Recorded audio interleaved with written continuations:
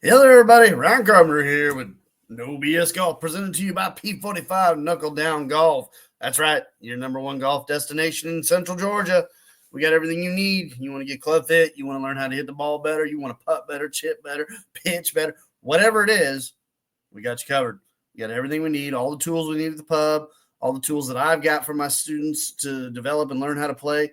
You name it. No reason to go anywhere else. The number one destination for you right here in Central Georgia. Wanted to quickly talk about what is one of those most common things that we see with players time and time and time again. It's everybody out there, almost to some degree, everybody, not every single soul, but I will say this on the amateur side, it is a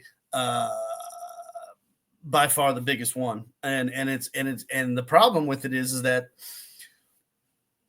there's so many variables. It's connecting the dots to understanding the way our bodies can move and how the mathematical angular positionings line up, and a lot of I was talking about math the other day, and I was like, math is important because without math we can't truly understand what it takes. Let me get one of my books here, and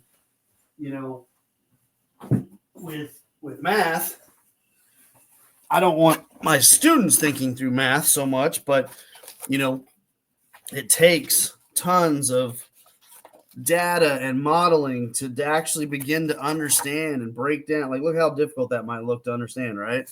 We're talking about forces and torques and specific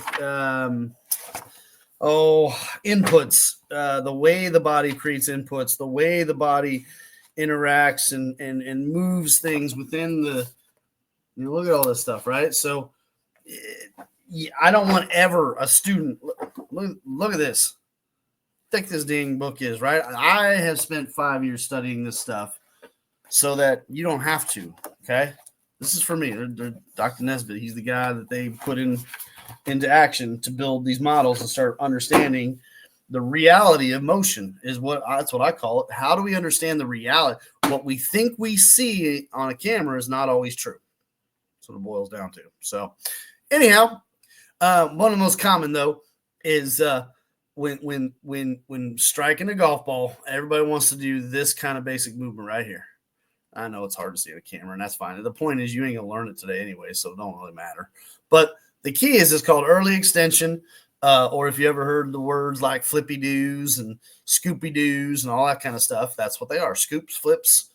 It's a oriented action of extension, especially with the trail hand and the club, trying to basically create action. And in the most relevant part of this action that it is trying to create is an elevation factor and a lifting. And by far and away, it's one of the worst movements we could possibly employ in the game of golf. We don't want to purposely create a forward moving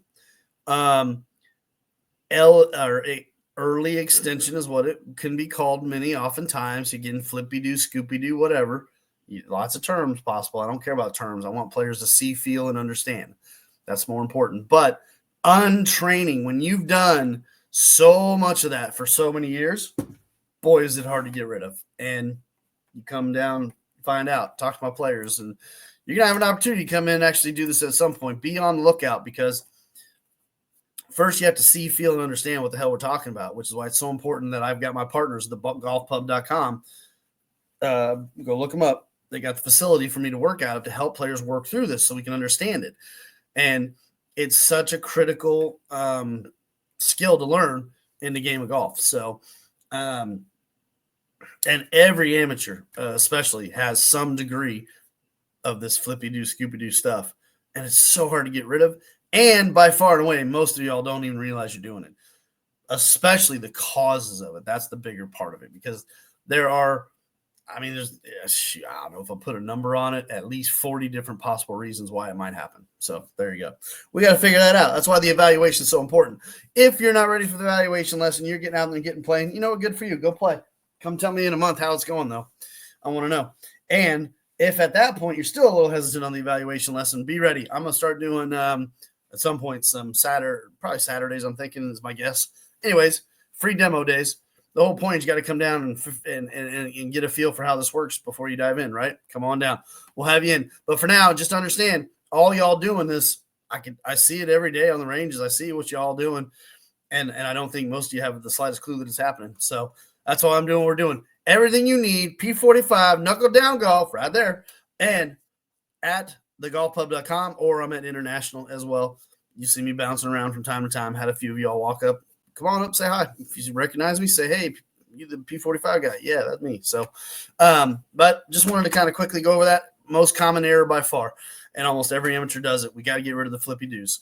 If it's you, you need to find out why. For now, Ryan Carpenter, P45 Knuckle Down Golf. Take care.